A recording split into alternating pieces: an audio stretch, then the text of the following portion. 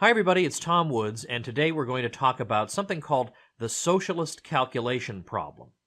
Now, I think this is going to be one of the shorter lessons, but I'm usually terrible at guessing that. In the Western Civ course, I kept saying, this will be a short lesson, and then it's one of the longest ones, so I'm terrible at that, so don't hold me to that. But here's what we're talking about. This idea of the socialist calculation problem that we'll be discussing today comes from an economist named Ludwig von Mises, who wrote a famous article in 1920 called Economic Calculation in the Socialist Commonwealth. What Mises was trying to show in that article is that a socialist government is faced with basically a problem that cannot be solved. Now, when we talk about socialism in the sense in which Mises means it, we're referring to a system in which the government owns the means of production.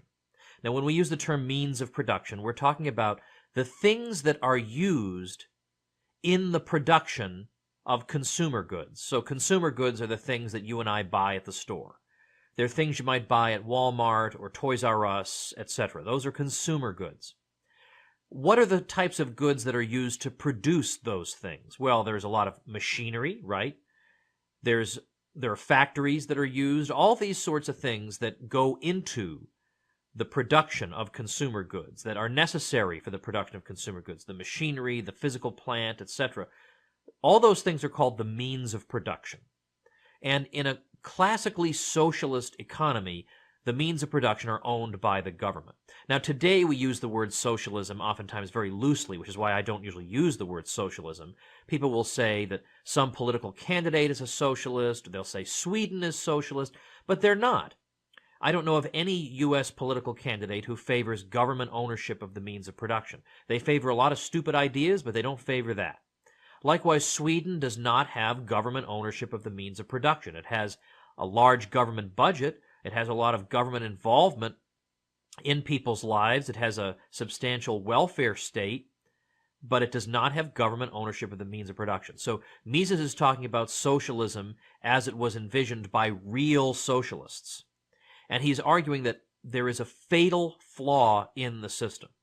The fatal flaw in the system is not what most people usually think the fatal flaw is, which is that in a socialist system, everybody earns equal rewards, but if everybody earns equal rewards, why will people bother working if they know that their incomes will just be confiscated and redistributed equally to everybody? Why would anybody want to work in particularly dirty jobs? Why would anybody want to be a garbage man? If everybody gets the same reward anyway, who would want to be a garbage man? I'll just grow flowers or do something pleasant all day. These are not the issues with socialism that Mises was raising. He's saying that even if you could somehow hypnotize people and get them to agree to perform dirty, undesirable tasks, and you could get them to agree that it's wonderful that I work all day and that guy's a bum and doesn't work at all, and yet we both earn the same income. That's wonderful. Even if we could get people to think that, you still have a fatal flaw in the system. And to understand the fatal flaw of the socialist system, we have to understand the merits of a system that's the opposite of the socialist system, and that is a capitalist or free market system. So first we want to look at what it is about a free market system that makes it work so well. And then we'll see that the absence of this thing is going to make the socialist system work very badly, or to put it more correctly, not work at all.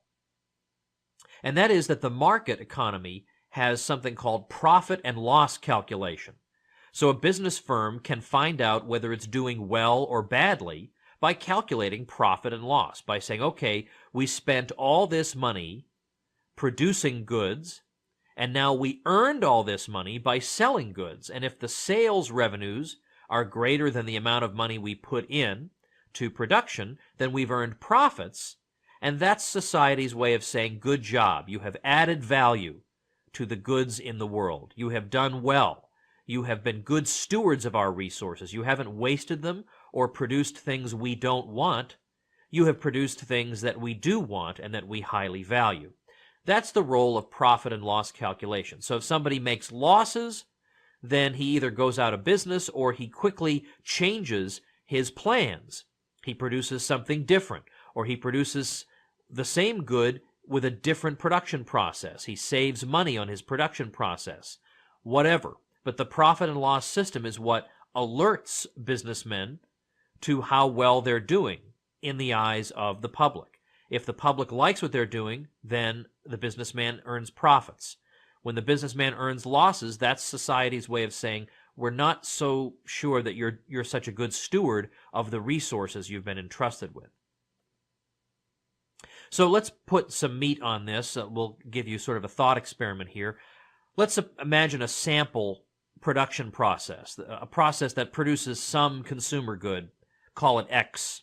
And this process uses 1 ton of bricks, 1 ton of lumber, and 1 ton of steel. And the idea is that I combine these resources in some way, and the output is some consumer goods. I produce some consumer goods, I sell those consumer goods to the public, and I earn a certain amount of revenue.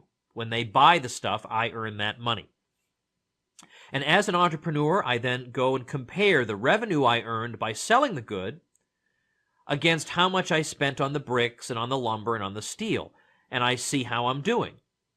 So if I earn more than I expend in making the goods, then I feel like I'm doing well.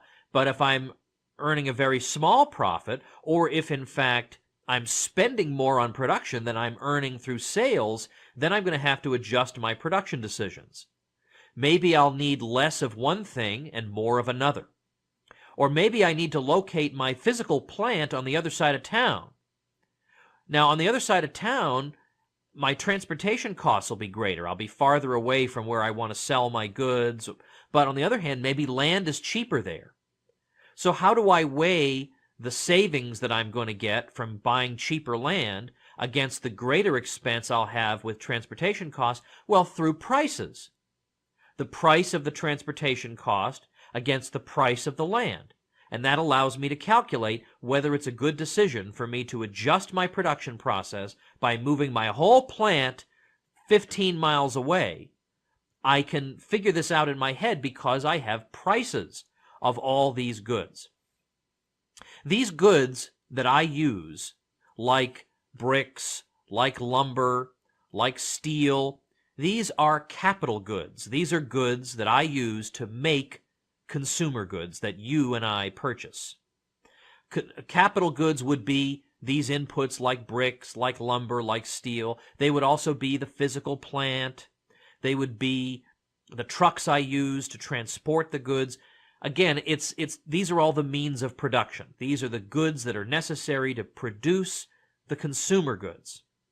And because there are prices for these capital goods that I use to produce my consumer goods, I can calculate profit and loss. I can say, I earned this much money, and now let's subtract the amount of money I spent on the capital goods, and then I see how I'm doing.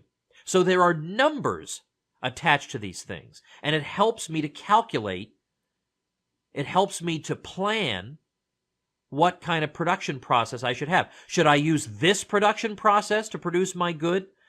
This production process that uses mostly lumber? Should I use that production process which uses mostly rubber, let's say? Well, without prices for these things, how could I compare these options? How could I know which option is more economical? How could I know which one is more efficient? Which one is at the lowest cost? Which one saves resources the best for society? Well, in a free market economy, we have prices for all these inputs. Now, where do prices come about? I mean, how do they come about? Where do they come from? How do we get prices? Prices come about because we buy and sell. And the easiest way to think of where prices come from is to imagine an art auction. Like, you all know how an art auction works. There's one work of art for sale at a time. And there's an auctioneer up there saying, okay, now we're going to auction off this painting. And then people make bids. Well, I'll bid $1,000. I'll bid $10,000. I'll bid $11,000. And who wins? The high bid. The high bid wins that one item. So the price that is agreed upon for that work of art is agreed upon when all the buyers make bids and the highest bid wins. So you see, it's very easy to see where prices of works in an art auction would come from. Well, in a market economy, we can think of it as being like an art auction, except we have a bunch of buyers, just as we have at the auction for art, but we also have a bunch of sellers. We don't just have one person selling one item. We have a bunch of people selling a bunch of different things. And the interaction between these buyers and sellers yields a price. So a seller will offer some price, and if not that many people buy at that price, he'll lower it. And if maybe so many people are buying it that he sells out of his product, he'll raise it again. And eventually all the buying and selling yields us a price that's more or less settled upon. Now, they don't stay that way. Prices do fluctuate from time to time, but the prices move in response to decisions made freely by buyers and sellers. Now, these prices help us calculate what would be the best way to produce whatever it is we're producing, like widgets. So if this particular input, like lumber, let's say, or steel, is expensive, I have an interest in trying to find a way to make widgets that don't use lumber or steel. If there is any conceivable way for me to produce them without these expensive inputs, I'll find it. Now, the reason that that input, like lumber or steel, is expensive is that a lot of other production processes need it, and they're bidding for it. Again, think of the art auction. People really want something, they're going to bid really high. Well, if there's some input that everybody needs to produce their goods, like steel, that price is going to be bid up high. And that tells me that I better really, really need steel for my production process, because a lot of other people need it too, and that's why it's expensive. So if I need it, I better really need it. But if I can think of some other thing that I could use instead of steel, well, maybe I will. I see the price is high. Maybe I'll try to find something else. And that's the way that society makes sure that all the things we really, really need, the most urgent things, get produced using the least cost production method. If I don't absolutely have to use steel, I won't. And that makes steel available to be used by people who are producing goods that have to use steel. If there weren't a price for steel, if there weren't any way for me to see steel is expensive, steel is scarce, steel is in high demand, I might use steel for a project that doesn't really need it, that could just as well get by without it, and that would be totally wasteful for society. My project doesn't even need steel, strictly speaking. I'm just using it because I have no way to tell what it costs. That would be a ridiculous waste of resources. It's because prices exist that I can then say, well, gee, I guess this thing's in high demand. Is there any way I could get away with not using it? And this is the way we make sure that steel is available for use for the production of those products that couldn't be produced without it. So you see, prices play an absolutely essential role in making sure that we make sensible economic decisions rather than foolish and wasteful ones. And what I've described here, this process by which the business firm decides how to produce what it wants to produce and where to be physically located and what resources should be combined in what ways to produce what consumer good, this is called social economizing. This is the process by which we try to produce the most highly valued goods that consumers want the most using the lowest valued inputs.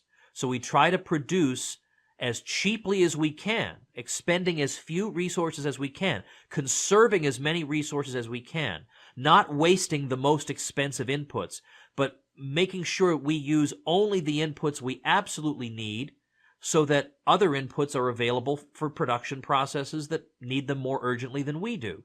So all these countless possible combinations of goods producing countless possible things, it would be impossible if I didn't have prices to guide me. How would I know what to produce, where to produce it, in what quantity, using what method, using what inputs? I would have no idea. I wouldn't be able to decide that.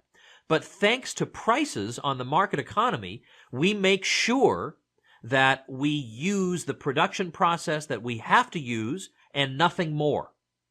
That If there's some input into my production process that's out of my reach because it's so expensive, that's because it's more urgently needed elsewhere. It would be wasteful for me to use that thing. And in fact, I would earn losses if I used that thing. That would be society's way of saying, we have more urgent uses for steel or lumber or iron or whatever it is.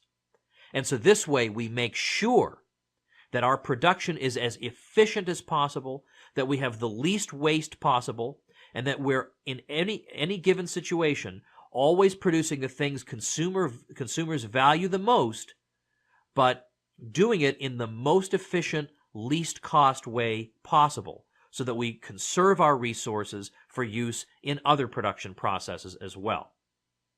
So it's the price system which allows entrepreneurs to calculate profit and loss and allows for rational allocation decisions to be made. Allocation decisions are decisions regarding how much of this do I need, how much of that do I need, how much labor do I need, what types of labor do I need. These are allocation decisions.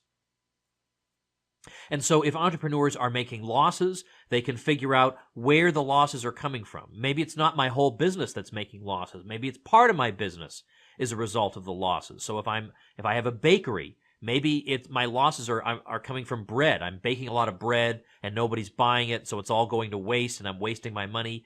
But maybe everybody loves my pastries, so I'm staying afloat because I'm doing okay on the pastries, but I'm really losing on the bread.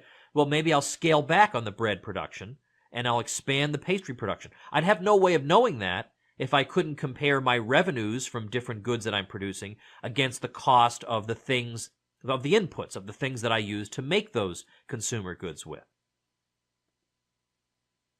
Now we get to the problem that socialism faces. It's a calculation problem. The socialist calculation problem runs as follows.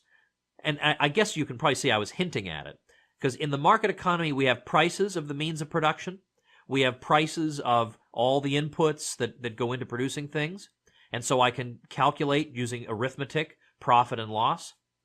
But under socialism, they don't have that. They don't have prices of the means of production. So the central planning committee that plans all the production in the economy, that's what you have under socialism. You have a central planning committee that'll say, in our economy, we're going to produce this much concrete and this much steel and this much of this and this much of that. And then we're going to produce this many consumer goods. We're going to produce them in this way, in this location, in this quantity, etc. There's one central planning committee that has control over all the means of production. Therefore, there are no prices for the means of production. There are prices for consumer goods. If you had gone to communist Poland in 1970, you would have gone into a store and seen that a hairbrush cost you $2 or something. There were prices for consumer goods, but there are no prices for the means of production. Why not? Well, remember how we saw prices come about? Prices come about when owners sell things, and potential owners of those things buy them. Buying and selling gives rise to prices. We already talked about that. But if one entity owns everything, why would there be any buying and selling? There's one entity that already owns everything, and if this entity is given the job of deciding what's to be done with it all, they already own it all. There's no need for them to buy. They could sell. The people on the committee could sell things to each other in like a game, but they're already the owners of everything, or at least they have control over everything. So there is no buying and selling of the means of production. The government owns it all, and nobody else is allowed to own it. So there's no selling that goes on, and if there's no selling and no buying, there's no process that gives rise to prices. And so if there are no prices, how are they going to make production decisions? How do they know how to produce with what inputs, in what location, in what quantities, etc.? How are they going to know that? They have no way of knowing. So how are they going to be sure they're producing efficiently, that they're not producing ludicrously wastefully? How are they going to know that goods are being allocated in such a way that the highest valued ends of the consumers are being satisfied using the lowest valued means? Well, they have no way of knowing that. Maybe they'll use very highly valued means on goods that people value very little, thereby making it more difficult to produce other goods. I mean, how are they going to know? They have no baseline. They have no way to calculate profit and loss, which is the feedback system of a market economy telling businessmen, produce more this way, produce less that way, produce more of this, less of that. They have no feedback mechanism. And so the Central Planning Committee has to make decisions for hundreds of millions completely in the dark. Which production process is the most efficient? How can they know? What to produce, where to produce, how much to produce it, using what processes and what inputs? They have no guidance.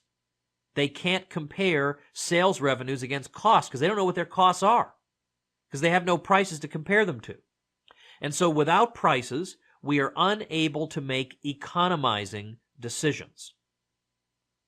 Now, why do I mention this when basically there is no economy today, or hardly any, where the state owns all the means of production and plans the whole economy and doesn't allow individual entrepreneurs to plan the economy, to make decisions, to open businesses? But no, they're going to decide everything. They're going to allocate everything.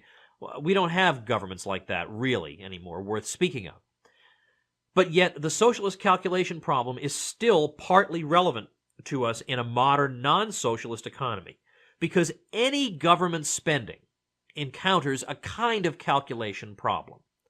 Now, it's true that the U.S. government has a price system. Yes, when the government wants to spend on something, it does know how much lumber costs, how much rubber costs, how much all these things cost, so they can figure out which things are highly valued and which things are desperately needed in production processes elsewhere. It does have a price system. But what it doesn't have, though, is the other aspect of a free market economy. Free market economy has prices for the means of production, for capital goods, and it also has a profit-loss feedback mechanism. That's what government doesn't have. When government decides to spend, how does it know what to produce? How does it know where to produce it? How does it know how much to produce? Of course, it has no way of knowing. It has no non-arbitrary answer, because government does not earn genuine revenue. The government doesn't sell its products to the public. Government gets its revenue from just taking stuff from people. It taxes the public. It just grabs their stuff. So it has no way of knowing how much of something people want, or it has no way of knowing whether people want the things it's providing for them at all. Maybe we don't want these goods at all. It has no way of knowing. It can't calculate profit and loss, because although it does know what its costs are, it doesn't really have revenue. And if you're going to calculate profit and loss, you need to have an amount for costs and an amount for revenue. The socialist calculation problem is that they don't have an amount for costs because they don't have prices for the means of production. So they don't know how much their inputs are worth, so they can't calculate profit and loss. And here you have governments that, now they don't have revenue either because they're taxing the public in the socialist world. They don't have revenue either, but they also can't figure out what their costs are, so they're totally in the dark. A modern non-socialist economy is partly in the dark. They do know what their costs are, but they don't know what their revenues are. They don't know how well the public is responding to what they're producing. So they can't adjust, they can't know how to allocate resources. So for example, even the legal system, the most fundamental thing government provides, how do they know how many judges to have? 1 judge? 50,000 judges? How much law enforcement should there be? Should there be 1 policeman per house? Should there be 1 policeman per city block? Well, what type of law enforcement is necessary? There's no way of knowing because there's no feedback mechanism from the public. So you wind up with a whole lot of policemen watching for speeders and not enough policemen solving murders, for example. I mean, like the number of murders that are actually solved successfully and the perpetrator is identified and punished is appallingly low. Well, this is part of the calculation problem. They don't know what to produce. There is no, whereas if there were a private security firm, for example, they would immediately know based on what their customers are saying and in terms of how much of their services they're buying and what they're paying for and whether their customers are staying with them or changing to another security firm. They would adjust the product that they're offering. The government doesn't adjust any of these sorts of products. And that could be true of government education, etc. There's no feedback mechanism in terms of revenue because the government doesn't earn voluntary revenue. It just takes people's money. So it can't tell how much people want the goods they're producing or whether people think they should be producing different goods or whether they should be producing the same goods but in different sorts of quantities and You should be producing this type of security or this type of education. They have no way of knowing. And this is the fundamental reason that government cannot be run like a business. You hear this claim made by politicians all the time. I'm a businessman, so I'll know how to run government like a business. You can't run government like a business because it's not financed like a business. It's not financed by the voluntary decisions of consumers. It's financed by the violent expropriation of consumers through taxation. And so you can't know what the consumers feel about any particular thing. So when a businessman even makes decisions like customer service, you got to have customer service, but you can't spend all your profits on customer service or you'll go out of business. But if you spend too little on customer service, people are going to be upset and you'll go out of business. You got to figure out exactly what's the optimal amount of customer service that's enough to satisfy people, but not so much that it blows all my money. Well, how does government figure that out?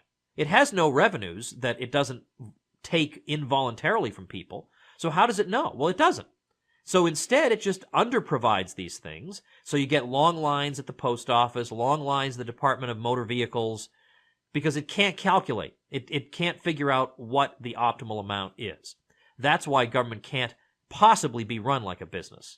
It has to be run bureaucratically, by bureaucrats just making arbitrary decisions because they can't calculate, because they lack the essential entrepreneurial tools that businessmen enjoy in a free market economy. The profit and loss system, with their costs being able to be expressed in terms of market prices, and their revenues also coming in the form of people voluntarily giving them their money because they like their product. That's the only way you can allocate resources sensibly. So this is the problem that's faced by all governments to one degree or another, socialist or not.